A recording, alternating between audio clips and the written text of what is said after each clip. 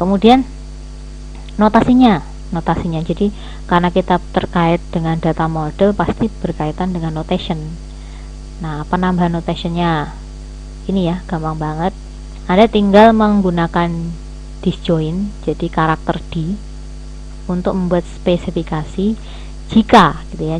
Jadi ada alasannya jika instan dari satu entity atau superclass ya, ini maksudnya superclass itu hanya bisa maksimum satu ada di suatu subclass. Jadi instance dari satu entity itu maksimum hanya ada boleh di satu kelas, jadi tidak boleh di kelas-kelas yang lain. Jadi kalau sudah di kelas, nah ini ya contohnya, kalau sudah ada di satu kelas tidak boleh instant ya. Instant itu kan data ya, instant itu kan data-data yang ada di employee.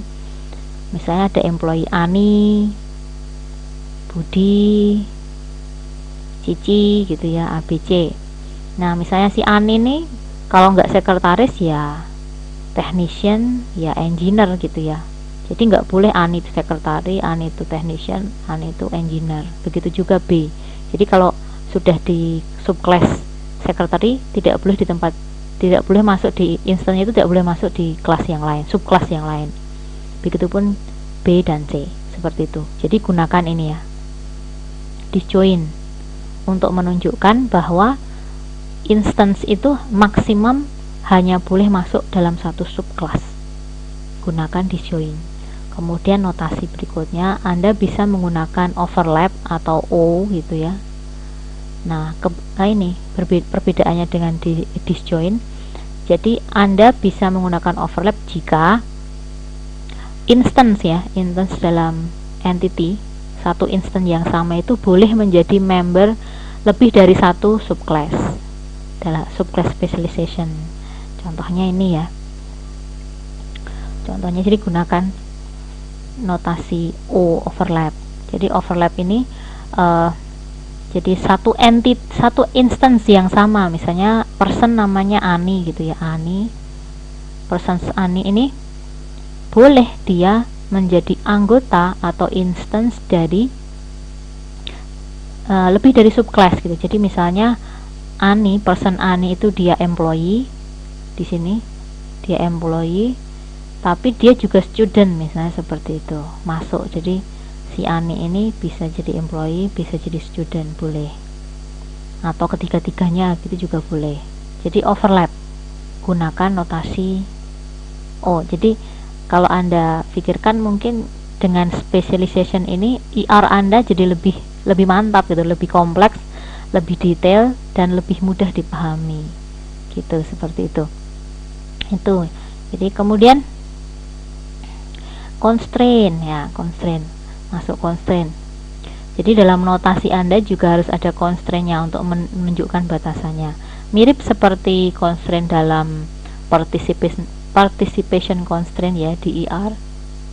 Jadi Anda akan punya total specialization. Nah, total specialization Anda bisa menduga. Jadi kalau total specialization itu bagaimana? Jadi setiap instance dari sebuah entity dari superclass itu harus menjadi member dari kelas, tidak boleh tidak jadi gitu ya. Jadi kalau total itu tidak boleh tidak menjadi. Jadi ada contohnya. Nah, contohnya seperti ini. Ini total specialization itu ini ya, bagian ini yang notasinya mirip seperti participation constraint, yaitu gunakan double line seperti ini. Jadi Anda bahasanya adalah begini. Jadi employee total specialization ke salaried employee atau hourly employee. Itu artinya apa? Bahwa setiap instant yang ada di employee itu harus masuk. Kalau nggak di salaried employee ya di hourly employee. Kalau di sini disjoin berarti hanya boleh masuk kalau nggak di salaried employee atau di hourly employee gitu ya, seperti itu. Tapi intinya semua instant itu harus masuk. Kalau nggak ke sini ya ke sini, seperti itu. Kalau nggak ke salaried employee ya ke hourly, tapi harus masuk semuanya, nggak boleh tidak boleh tidak. Kalau misalnya di sini notasinya overlap bagaimana? Kalau notasinya overlap sama saja ya sebenarnya. Jadi semua employee, semua instance yang ada dalam employee itu harus boleh masuk jadi salaried employee ataupun hourly employee. Tapi intinya semua instance yang ada di employee itu harus menjadi subclass, anggota subclass lah, instance jadi subclass tertentu. Nah seperti itu. Kalau disjoin ya pilih salah satu, kalau overlap ya boleh dua-duanya, begitu. Jadi kalau problem dalam constraint itu di sininya, bukan di notation di sini. Oke, dan yang kedua tentu Anda mungkin sudah bisa menduga, yaitu partial specialization. Partial specialization juga mirip seperti partial participation di IR ya. Jadi membolehkan sebuah instant dalam satu entity itu tidak menjadi salah satu anggota subclasses. Jadi boleh tidak masuk menjadi anggota subclass. Kalau di total tadi tidak boleh tidak menjadi anggota subclasses. Kalau partial specialization boleh tidak menjadi anggota salah satu subclass. Nah ini contohnya yang ini ya, yang bagian ini. Nah yang ini ya, jadi contohnya adalah ini ya, ini adalah partial specialization. Jadi dengan specialization disjoin. Jadi ini menunjukkan apa? Memang sih ada subclasses secretary, technician, engineer, tapi boleh kok instance yang ada di employee itu tidak masuk secretary, tidak masuk technician, tidak masuk engineer. Terus masuk kemana? Ya mungkin saja masuk ke manajer sini. Nah, atau memang bukan siapa-siapa, tidak punya jabatan khusus gitu ya, bisa jadi. Boleh tidak masuk sini, tidak masuk sini, tidak masuk sini, karena mungkin masuk ke sini gitu ya.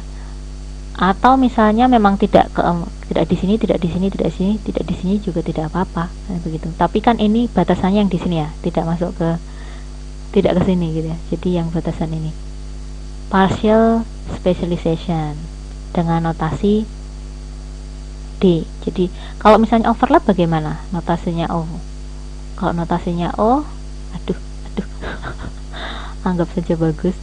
Kalau misalnya notasinya overlap itu berarti mungkin saja ada instan dari employee ini yang overlap, jadi sekretaris juga jadi technician misalnya, atau jadi technician juga jadi engineer. Tapi boleh juga sih instan dalam employee ini yang tidak jadi siapa-siapa gitu ya, tidak masuk ke subclass manapun, begitu ya. Jadi sekali lagi logika Anda dikuatkan, jangan terlalu bingung dengan